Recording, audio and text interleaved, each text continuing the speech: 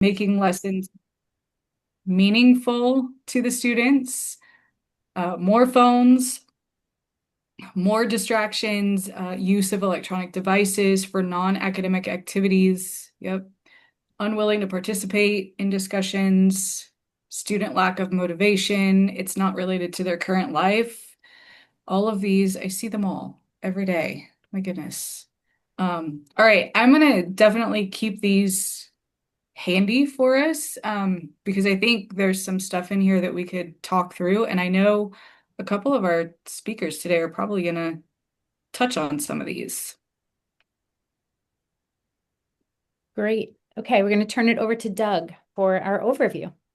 So just real quick, so we can go ahead and get into the good stuff from today about trying to find ways to enhance our student engagement. But that's going to be our main theme today, is trying to improve that, because we know that'll all make the classroom experience for not only them better, but even for us as faculty. And so it looks like we did lose one of our presenters today. But we still have three fantastic presentations lined up for you guys.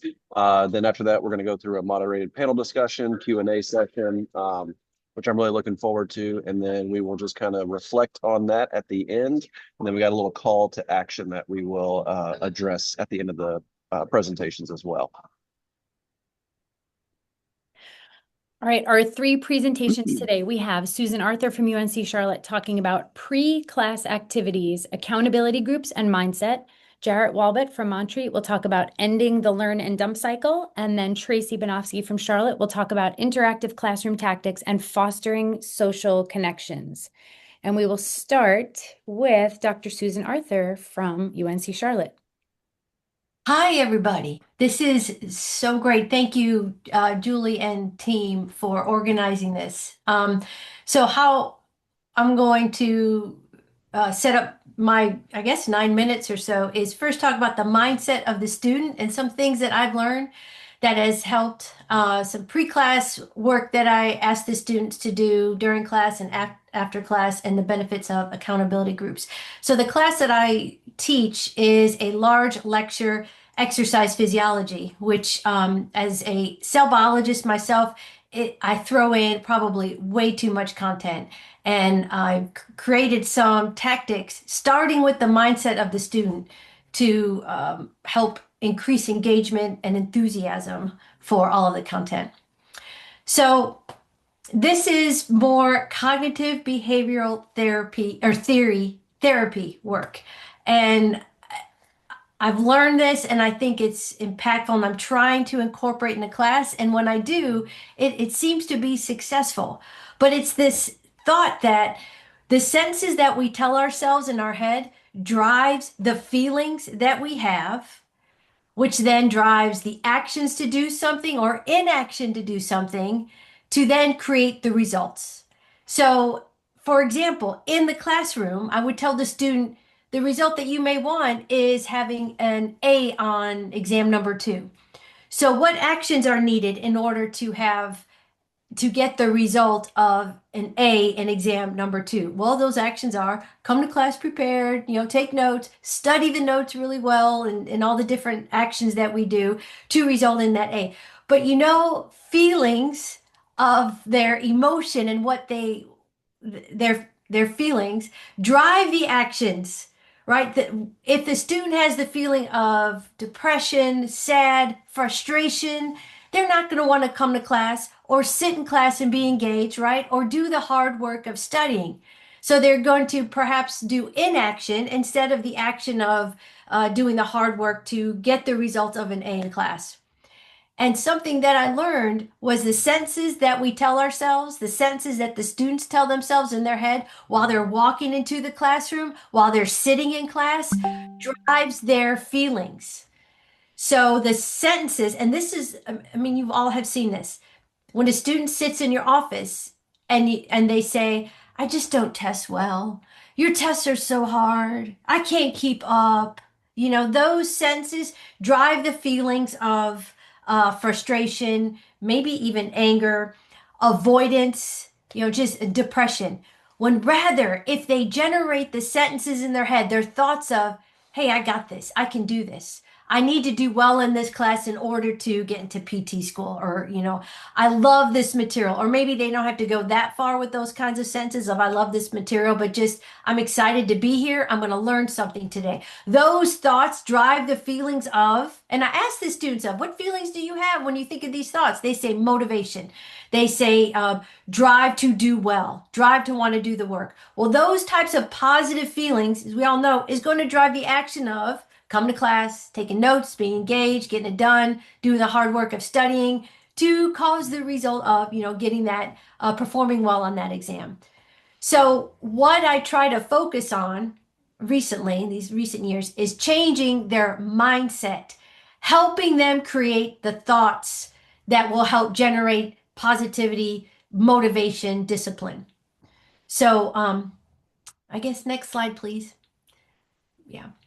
So I have two examples that I've learned within the last year that really help change my mindset, because when I incorporate these thoughts, of, hey, I can do this, it pumps me up when I go into the classroom because I teach at 8:30 in the morning, hard bioenergetics topics. You guys know this. Many of you teach early in the morning. And you got to bring the energy. And when you bring the energy, it helps with the students to have energy. So here are two examples that I talk about with the students. And one is Emma Gerd. I've learned about her as a picture shows from the podcast, Mel Robbins podcast, which I think she was such a stunning example of how when we change our mindset and our thoughts of positive type of affirmations, that's going to result in good feelings and positive actions, right? And the results that we want. So I don't know if she coined this phrase, but this phrase lives with me, living in excellence. So she came from, I believe, England, very poor background, and her current status now, I think she's a multi-billionaire, opens up all these corporations, and she didn't even finish high school. So how did she make that huge jump? She decided sometime in her early 20s, I think, to start living in excellence, which is examples of getting up, going to make the bed, and it's going to be the nicest bed that I make, going to exercise and being committed to exercise. I think she worked as a job at a hamburger shop or something. She would put that hamburger in that foil paper and wrap that paper just right and put that sticker on it with perfection. Lived in excellence. Those types of, I guess, habits or maybe attributes of examples in her daily life of living in excellence then bled into her work, which then bled into, signals in the universe that responded back to her to live in excellence and result in, how successful that she is. So I would ask students, tell them that story, and I would ask them, and I would remind them of these stories and bring in different examples throughout the semester. And I would ask them, what does living in excellence look like for you? They would give some examples of what it looks like for them. Some of it was, putting on a clean pair of jeans in the morning, coming to class on time, doing the pre-class work, things like that. And then they would tell me during class, I'd say, who lived in excellence today? What examples do you have? And that to me, it seemed helped motivate them. So that's one example of creating a positive mindset to help in this type of work to get the result that they want. Another example is Terry Crews, who is an actor. Many of you know him, but he was a professional football player, and whether he got kicked out, I don't know. Maybe some of you know, but he did not perform well. He had to start a career all over again. And I think he wanted to go into illustrations or some type of artwork. And eventually, as you all know, he became an actor. So to start over again, his first job, which was in LA, was to be a janitor, and he'd sweep floors. And he created the mindset, which we call the $1 million mindset. He said, I'm sweeping these floors like I'm getting paid $1 million, and those floors would be swept very well, right? Because he imagined that he was getting paid $1 million to sweep that floor. And then that progressed through his career. And as you know, he became super successful. So those are two examples of mindsets that I try to give to the students to help with this, again, cognitive behavioral theory idea of your thoughts drive your feelings, drive your actions to drive your results. Next slide, please. Okay, so in class and specifically for exercise physiology, these are some of the tactics that I use before the class, during the class, and after class because there is so much heavy content, as you all know. I do create voiceover PowerPoints. The PowerPoints that I'm going to use in that lecture, I take the time and I post it ahead of time and I do a voiceover with it because there is so much content and because I do talk fast. I talk fast because there is a lot of material that we want to cover.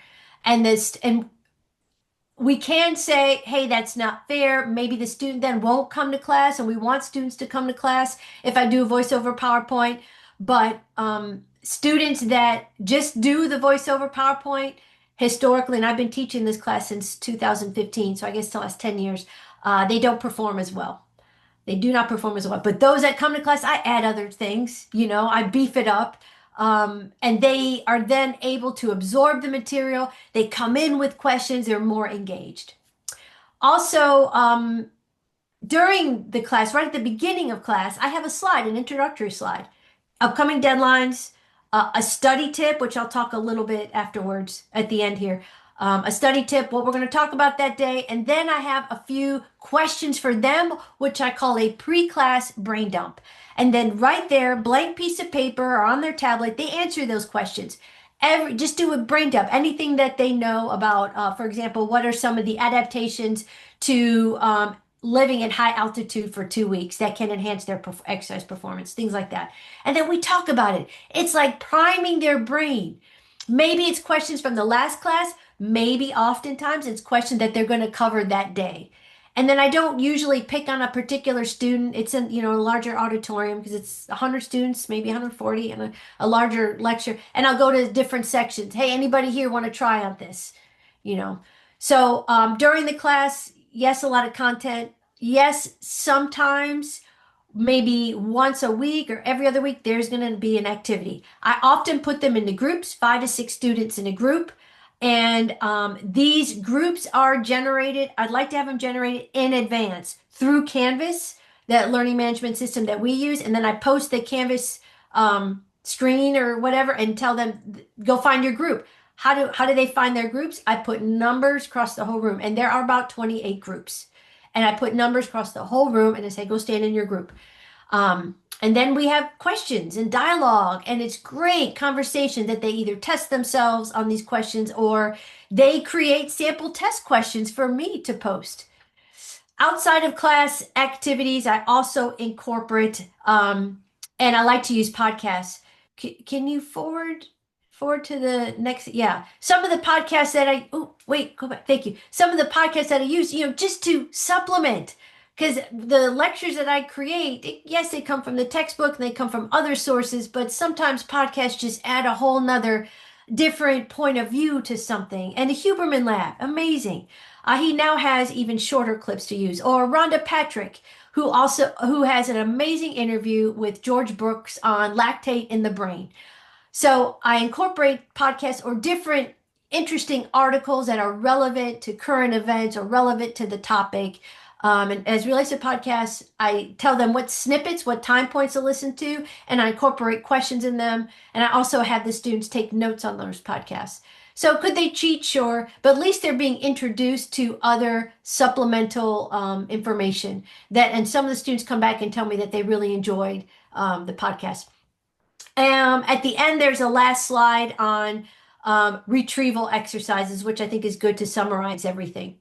I also incorporate different study tips at the beginning of every lecture, and I'm just going to promote here. Here's a great book by Peter Brown, How to Help Make Content Stick. And then my favorite source is this fella, Ali Abdaal. Look him up. Go into Google's and look him up. He was in medical school, so he was a practicing physician. And look, he has all this free content on how to cut your studying hours from 9 hours to 2 hours to get that result of an A, and amazing study tactics to use. So I think that's all I have. Susan, thank you so much. You referenced so many books and podcasts and things we need to watch and listen to. Maybe you could put those in the chat and we can capture them and then we can share them out with the whole group after, or you could send them to me and I'll share with the whole group. Okay, I will get you some links. If you don't mind. Okay, thank you. Thank you, Susan. Okay, next up is Jarrett Walbott from Montreat College, and he's going to be talking us about ending the learn and dump cycle. Yeah, thank you. I'm excited to have been invited. As we just heard, my topic that I was given was end the learn and dump cycle, which I feel like I could teach a whole class on. And to boil it down to 9 minutes is going to be quite the task, but hang with me. So I'm from Montreat College. You might not have heard of it because it is a school of less than 1,000 kids. We're located in a beautiful mountain cove here in North Carolina. Now, I say that because I come with a certain bias, and that bias is that my classes tend to be small. I teach a big lecture for us, which is at most about 40 students. Um, and while at a previous institution, I've done the whole lapel mic talks. You will probably see some of my topics here being a little bit biased to the small school. So the first thing is that we just need to establish that obviously the learn and dump idea is something prevalent that we have to deal with on a very regular basis.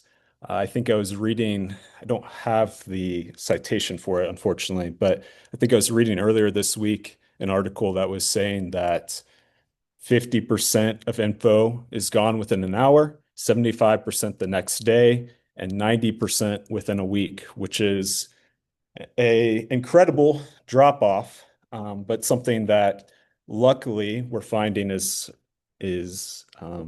reversible to some degree.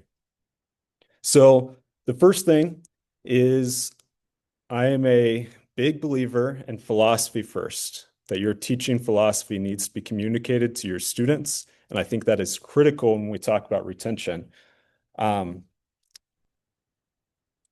Z, the students who are in our classroom right now, are very cost conscious. They've been told that college is expensive, which it is. And there's a lot of questions in culture about the value of college. And this is something that's very prevalent on their mind. So due to this, our students often question value. They often prefer things that are practical and value driven and relevant to their future career. So if we have students who are so focused on this future goal, then communicating your philosophy is going to be critical to them actually understanding the whys of the here and now and how it actually connects to what they're doing. So for me, it's all about building a culture of buy-in within your program, within your classes, that your students understand what they're doing and they buy into it. They jump in where they can. So I think to do that, we have to ask ourselves 4 key questions and be able to answer them. The first is why we are doing what we are doing. Can each aspect be connected back to an overall philosophy? Can it be communicated in little sound bites to our students? Can we provide the evidence for why? Can we actually make that connection to their perceived important things? And then the third one that I'm really big on is, do I back my philosophies up in reality? Our students can smell BS from a mile away. And if we aren't actually backing up the words we're saying and the philosophies we're advocating for, that lack of genuineness will be picked up on very quickly. And then the last one is knowing your role in the student's overall learning, that each class fits its place, that each lesson fits its place, that there's a vision and we see where that vision is headed so that we can communicate it well to our students. Now, the whole point of this is to get ourselves to a point where we can take our students and we can get them from outcome-oriented to process-oriented. And the problem with this, and I think this is one of the big catches, one of the big battles of higher education right now, is we have a lot of students who've been coerced and manipulated into learning versus learning and developing a sense for loving learning. So one of the best outcomes I've heard in the last few years from my graduates is I've had a few students call me up and they say, I'm in grad school now, I'm in PT school now, and all my classmates I don't feel like they love learning. I'm so caught up in this like the beauty of all that's around us and all that we're trying to dive into. Yet when I talk to my classmates, it's just check boxes for them. And it's been frustrating for some of my graduates. And I know that's frustrating for them, but it's something that I can't help but grin about for myself, because that's the goal. We want students who go into the next program and go to the next place, loving the process of learning. So, next slide, please. A few pieces here. So first, this is going to be basically what a basic class might look like for me. Now, I'm not going to get into it super far, but one of the aspects that I think is important is chunking. It's not the point of my message here, but chunking, dividing things into smaller bits, giving breaks in a whole 50 minutes, hour and a half, 3 hour class time is very critical. I think it improves focus, it's more fun, and it gives time to process things as we go. Now, here's what a typical day might look like for me. First, I start off with a warm-up. The reason why I do this is we have a lot of evidence that frequent recall exercises, things like short, low-stakes quizzing, is going to enhance the ability to pull information out of the student's mind so that they can keep it in their head, stick with it longer and longer. We've seen this evidence in a lot of our educational psychology text for years now. So I always start with the warm-up because I think that's our first chance to get this recall practiced. We highlight the most important things from our last lecture, and we do it in a way that goes back to philosophy. That's philosophy first. So as we warm up, as we do these low stakes recalls, we explain the philosophy of the concept. We say things like, go off memory first, sit there, and even if you don't think you know, struggle with it for 20 seconds, because that struggle is how we actually make these connections. Second, if you can't get it from there, go check your notes. Can't find it there, then we talk to our neighbor. Then we search the PowerPoint. Then we go back and find the answer. But the philosophy of how we go about this for the learning process is one of our touch points to continue to embed this into the students. And then we might go into a little mini lecture, taking a break for another recall opportunity, another quick low stakes quizzing opportunity, whether it's for points or not for points, doesn't really matter, but a chance for them to practice pulling something up.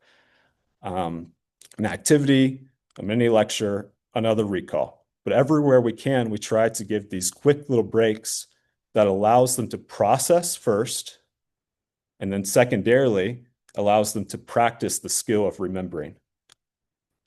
Next slide, if you don't mind. So with that in mind, then I'd like to talk about assessing learning from a quizzing standpoint for actual points, assessing their learning. So a lot of these frequent recall exercises just go directly into my students' notes. I might not ever see them unless I am weaving around and talking to them. But what I try to do next is create a lot of quizzing for grades as part of their experience. Because again, frequent recall equals retention. And having more frequent low stakes opportunities to learn and test is going to be more opportunities for them to approach studying, because whether we like it or not, they're crammers. And if we can give more mini crams, then we can mimic the act of how studying should look. So I think my big concern as I was going into this, as I was trying to implement more quizzes, was, am I going to be able to get the depth of learning that I want? Am I going to be able to get the rigor that I want? Because as we implement something new into a program, we want to do it with rigor and we want to do it with approachability. And what I've found is that I've been able to get more applied questions and more intense questions when done in this smaller format. Because one, I'm able to adapt quicker, which is really nice. I can see the limitations of what my students are missing a lot quicker. And then we are moving on. But anyways, so with that, I've been happy. The students have agreed to that quite well. We can see some of the comments. I looked over the past year or two of my end of course evals and found 30 plus mentions of quizzes that were positive and 0 that were negative. And as you look through, you'll see evidence there that they're talking about the rigor and they're talking about the approachability. And to have 30 plus students who felt that they wanted to mention that hard quizzes were something they appreciated, man, I'll take it any day. Next slide, if you don't mind. After that, it's all about create perceived value. For me, my soundbite of philosophy is the goal is that the products from the class don't go to waste at the end of the semester, that they don't go into the trash, that everything we do either builds into the next class, is a resume line, is a opportunity for a story that they can tell in an interview, whatever it may be, that it's something that doesn't go away at the end of the semester. And that's all about building ownership, encouraging autonomy, inviting student designed, professor guided experiences where instead of saying, here's our lab for today, I say, here's our problem for today, design me a lab. And that's gone pretty well. Sometimes I have students being like, just give me the answer. And Dr. York can tell you, you'll hear me say, nope, absolutely not. And we go back and forth and they find the answer on their own because they can do it when they're forced to do it. But the big question for me was then, how do you deal with a class with completely different goals? Because I have students who want to be PE teachers. I have students who want to be physical therapists, medical doctors, coaches, whatever, all in the same classroom. So one of the most useful tools on the next slide is this choose your own adventure approach.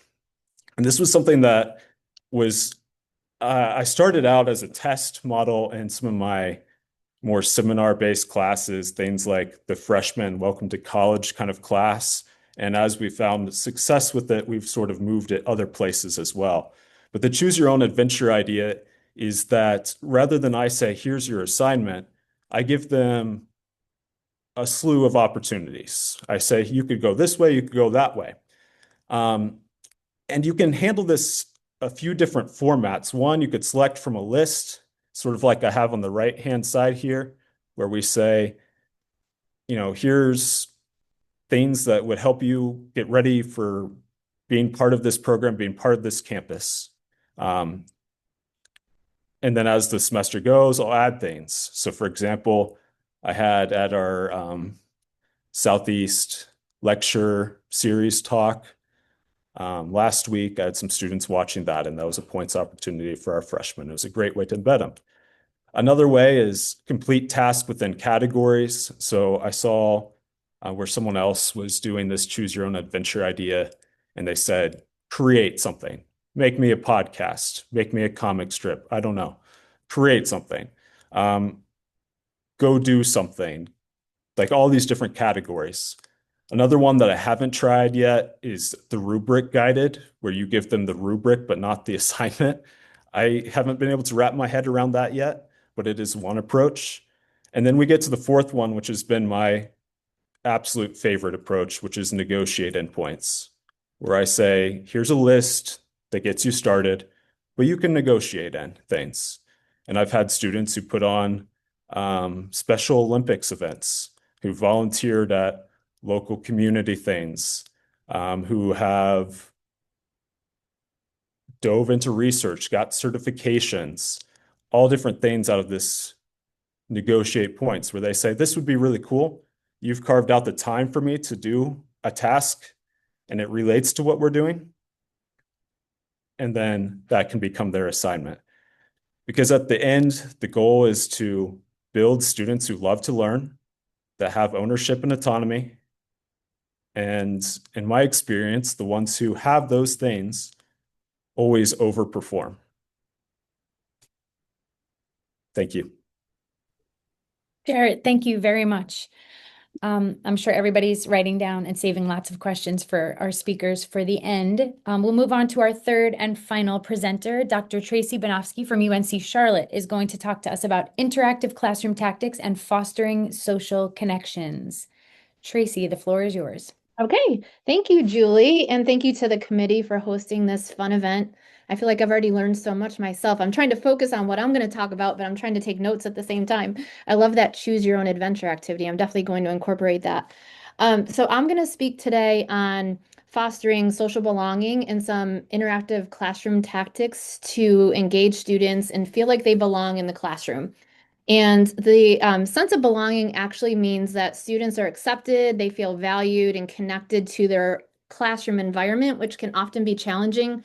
At UNC Charlotte, we have large lectures, and I noticed, I've been here almost 20 years, that there would be groups of students kind of walking in the room and sitting where maybe they felt like they looked like another student, or maybe they saw them in a previous class and little cliques were forming. And so it got me thinking about how I can better engage students with one another.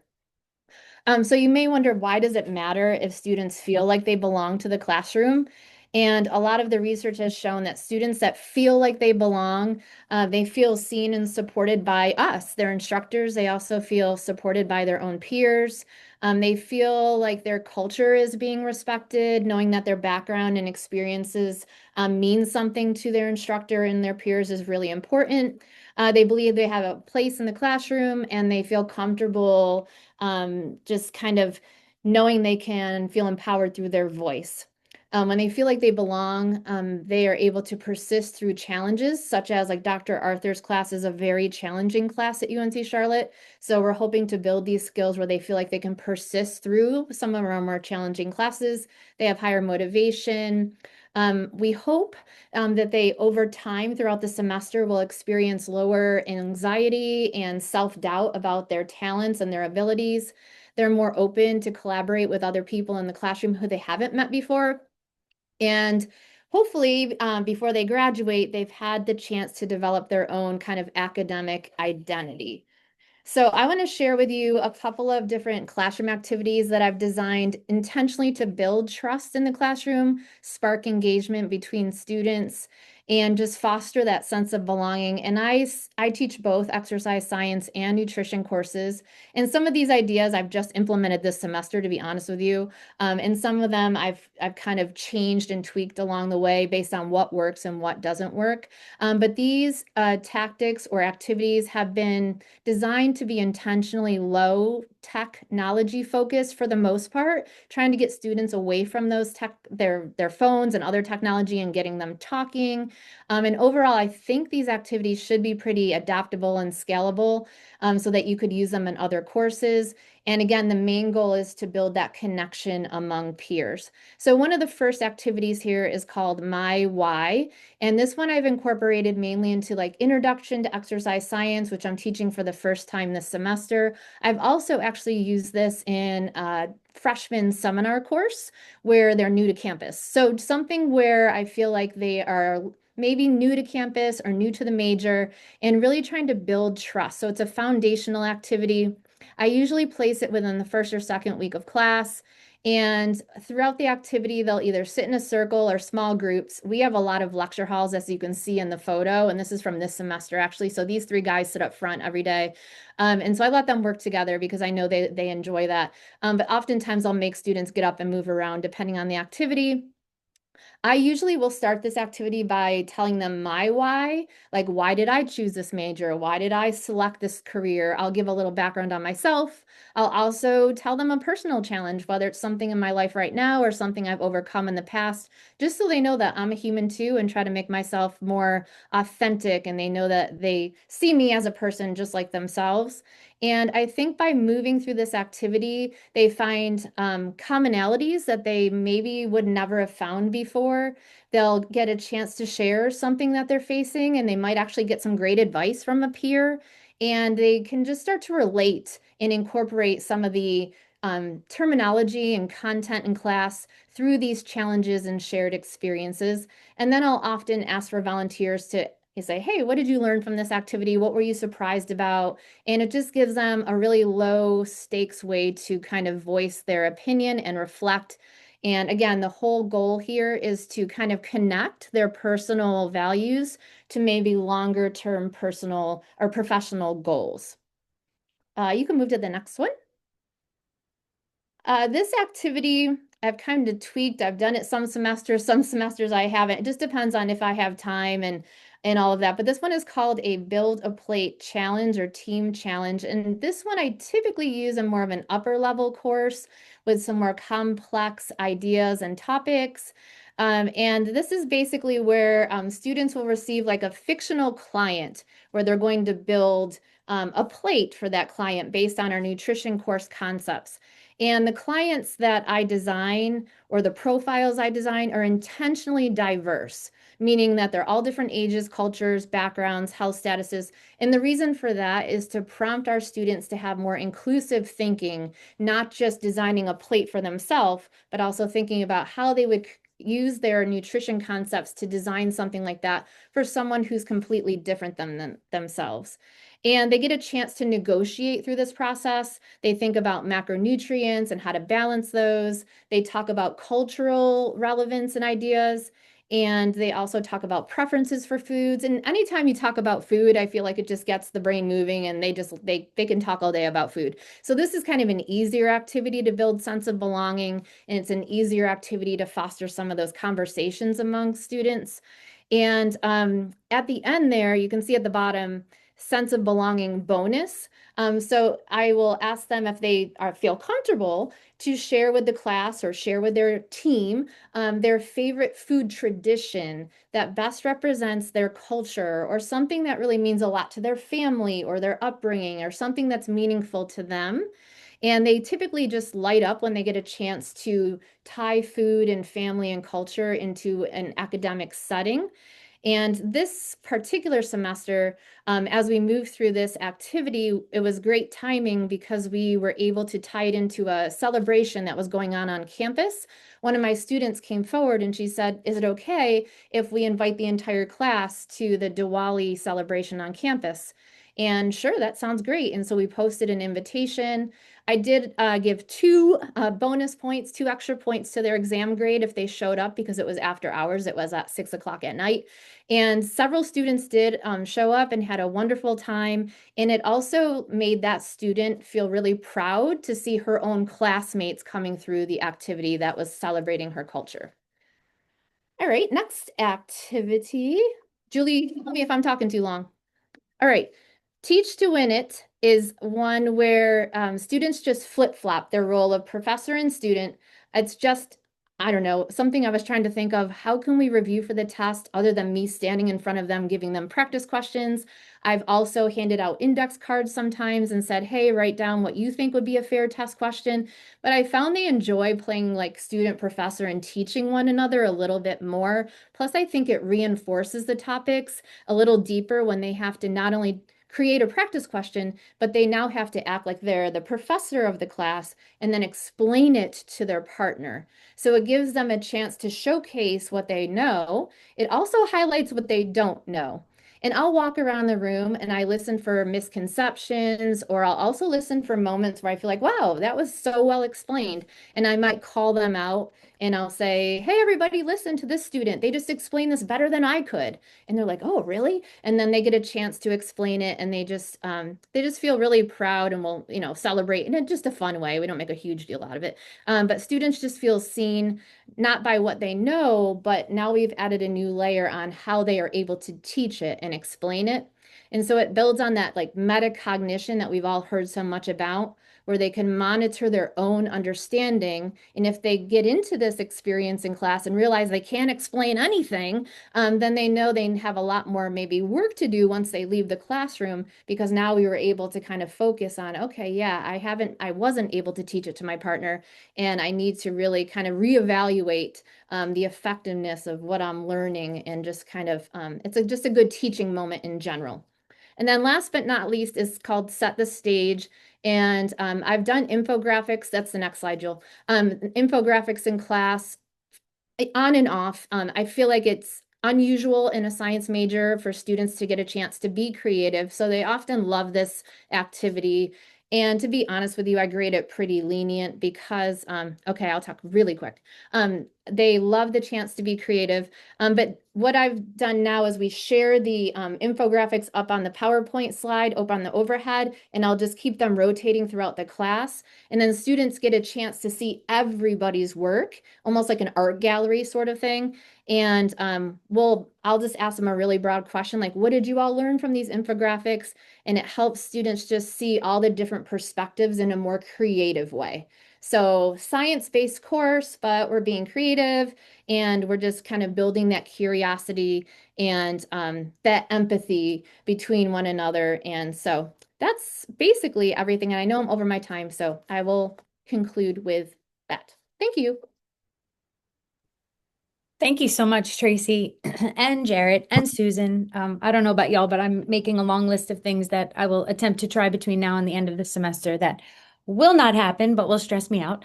But I love all the ideas about making the classroom a more meaningful space, a more intentional space. It seemed like there was a theme throughout everything you all said about how students feel when they come into the classroom, and how bought in they are to the classroom. Well, now we have some time for, we'll open the floor for questions for our presenters. If you want to raise your hand, I'm going to stop sharing my screen. And if you want to raise your hand, we'll kind of moderate the discussion. Does anybody have questions for our presenters?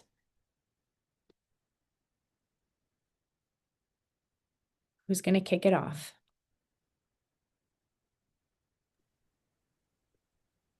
As people think, I'll go ahead and ask one. Jared, I had questions about the kind of negotiate the points. Is that like, do you tell them, is it like a certain amount of points that are negotiable? Is everything negotiable? Is it an assignment based? Like, how does that work in that classroom? So it depends on the class. Um, like I said, I primarily started with the intro level classes. And because of that, they have multiple assignments. So one of these assignments is just, I call it the points assignment, or you could think of it as the choose your own adventure assignment. But in most of those, what I do is I say it's entirely negotiable, or you can choose from the list. Other classes, I have checkpoints where I want them to go from different categories, like I was hinting at a little bit, where basically you would say, I need something from you in this realm. I need something from you in this realm. And then that one becomes a little bit less negotiable, but it sort of allows you to feel it out as you go. And I found students to be pretty reasonable and pretty creative. Their ideas tend to be better than mine. And in fact, some of their ideas have become assignments for everyone else later. For sure, for sure. No, thank you. That was just curious. Yeah, so that makes sense within the kind of build your own assignment thing. I love that. So thank you. Jared, I have a quick follow-up question about that same assignment. Are there grading checkpoints along the semester? I'm thinking if you give students the whole semester to choose their own adventure, there's a whole lot happening in late November or late April. So are there time checkpoints? Yeah, that's the danger. It's probably, I have a high threshold for chaos. But generally, I haven't found it to be as bad as I would expect because, for one, I enjoy grading these assignments way more, to be frank with you. They just come up with, again, better ideas, and I'm not reading the same thing and looking at the same thing over and over again. The other aspect is because they get excited about it and because I talk to them about it so frequently, I tend to get people who jump in in a pretty self-motivated manner. It still doesn't avoid a crash at the end, but it's been a smaller crash than I was expecting, to be honest with you. And I'm thinking about that in terms of like a 240 person class Yes. also, where Yeah, it would it be a would have little to be trickier. tailored specifically, but thank you. Yeah, I've heard though of people who have done There's a few other people on campus have picked up the same idea, and they'll put more checkpoints or finish this category by this day, this category by that day. Sure. Thank you. Doug, go ahead. There we go. So I'm also at a smaller school. Like my class sizes that I typically teach are, gosh, 8 to 16 at most. I know it's lovely, Julie. And so like a lot of my upper level classes, I don't tend to have much of an issue with really starting to get the students to kind of open up and engage.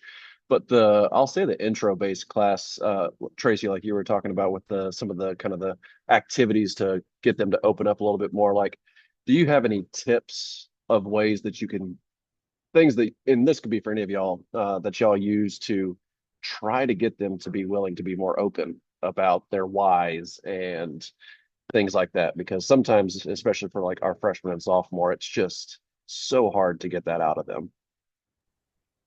I mean, I can answer this is not rocket science or anything like that, but what I've done is if I see some students that are sitting off by themselves, I will personally go over and be like, hey, what's your name? And they'll say, oh, my name's Michael. I'm like, hey, Michael, where are you from?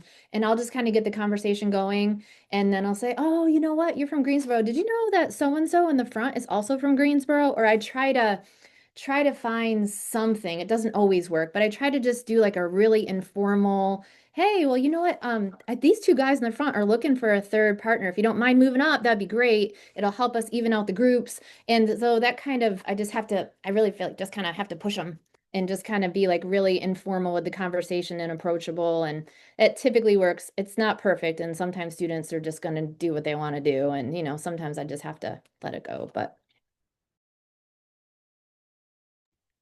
I found that they need specific invites, same idea where everything is, I'll say, hey, I'm always looking to recruit people onto my research team. If anyone's interested, let me know, and I'll hear crickets.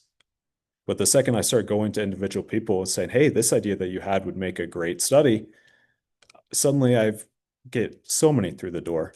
And it comes down to me to this idea of learned helplessness, where you go through school and for whatever reason, a lot of our students have decided they're not a school person, they're not a science person, they're not a math person, whatever it may be, because they've learned to be helpless. So I started doing this activity on the first day of our freshman level class that's just called Learned Helplessness Assignment. And basically, we do a word unscramble, but half the room gets words that don't make words, letters that don't make words, and half do. And you go through the first one, and everyone's working at it equally. You get to the second one, people are starting to get a little frustrated because they didn't get the first one. And then the other half's raising their hand. And then by the third, they're really disappointed with themselves. And we finally get to the fourth where both have the same word and it makes a word. Yet still, the half that had words that could unscramble, hands fly up. Half that don't, they've given up. And we have this conversation around that idea of where are you learned helpless? Where do you have learned helplessness in school? It's all changing. You're in college now. It's a different game, different rules.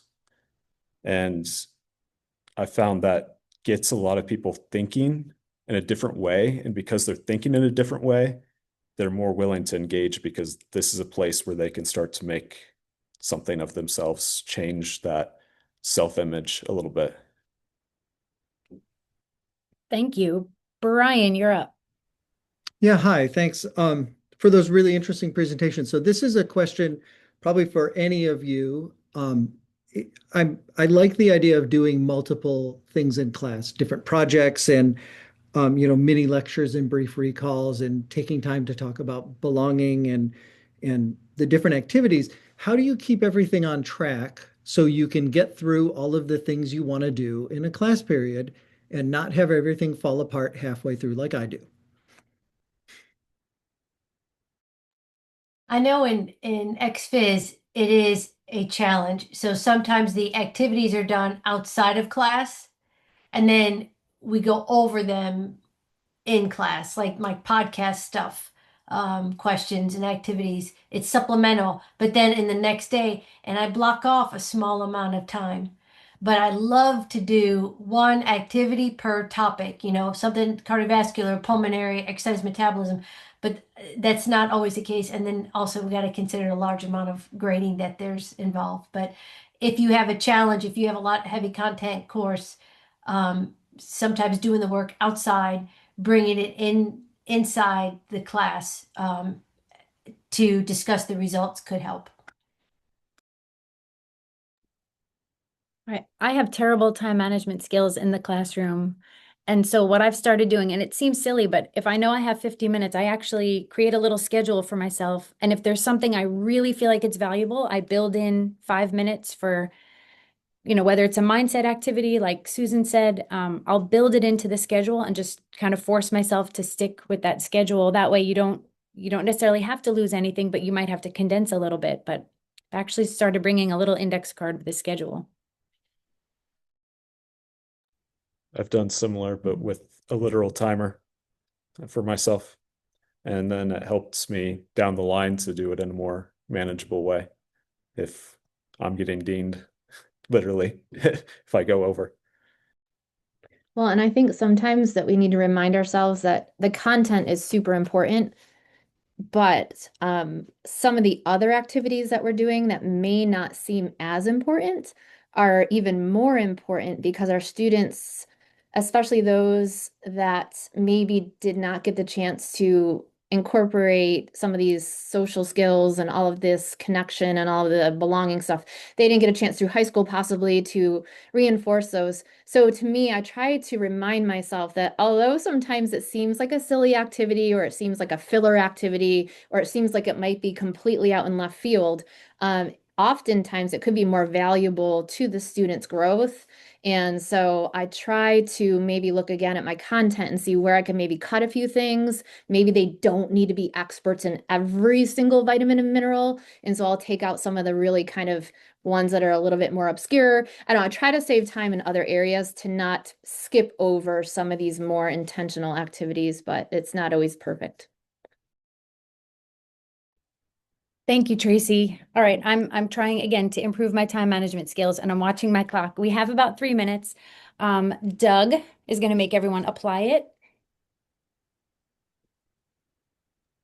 Jonathan is making them apply it. Oh, I mean, I'm I was sorry. just gonna let you have it, You Doug. Like, forgot you spelled your you name. Like, forgot I your don't need index it. card. I'm sorry, Jonathan. No. Yeah. So, what after everything you guys have heard today with those? What's one strategy you'd like to try in your own classroom? If you want to throw it in the chat, just so we can see. Personally, I like the build your own assignment, or kind of make your own pathway through that. I love that idea to put a lot of high value things, but then students can pick what they want. I have a lot of students that are going a lot of different pathways, as we probably all do, and so they can kind of tailor that for them. But we've got mindset prompts, we've got working towards the mini lectures and class activities, right? Instead of the big long one. That's a great one. Mindset, love that. Let's see. Be the teacher. Yeah, that was a really good one. Love that. Infographics. Everyone loves infographics, and AI will help with that a lot now. Pre-class activities and brain dumps. So I do love that. And so it's great to see that a lot of people are seeing things that they actually want to apply in their classrooms. And that's what we're hoping to do as a group for sure, is that we don't just come to meet, but we actually walk away with things. So love that. And I will be super quick so we can get you guys out of here. So just a quick call to action. One, we do want to connect at Southeast. We hope to see all of you there. We are going to send a follow-up survey to everybody soon and kind of get your ideas on what you would like to do, if it's going to be just kind of a social gathering or a workshop that we can host to kind of talk through some more activities. So look for that. I believe we just put a link to that in the chat. So please fill that out so we can kind of plan that for Southeast. And then we are in desperate need, I won't say desperate, but we would love to have somebody to join us. So if you're looking for a way to serve, we would love to have somebody, communication outreach liaison. We would like to kind of basically start/up our social media game, get our own social media accounts through Southeast ACSM, ACSM so that we can just kind of get stuff to you guys more. So if you're interested, please reach out to one of us and we would love to have you. We are exactly right on time. Thank you everybody for joining us for the first fall webinar. We recorded the session. I'll send it out to everybody. I'll also send the link to register for our SIG. And so if you know anybody on campus that missed the amazing tips and tricks we learned today, share the registration, encourage them to join us, and we'll follow up as we plan for our time to be together in February. So everybody have a great weekend and a great Thanksgiving. And a great summer vacation, right, Tracy? That's right. Almost there. It's almost summer all. Thank you. Bye, everybody. Thank you. Bye. Bye.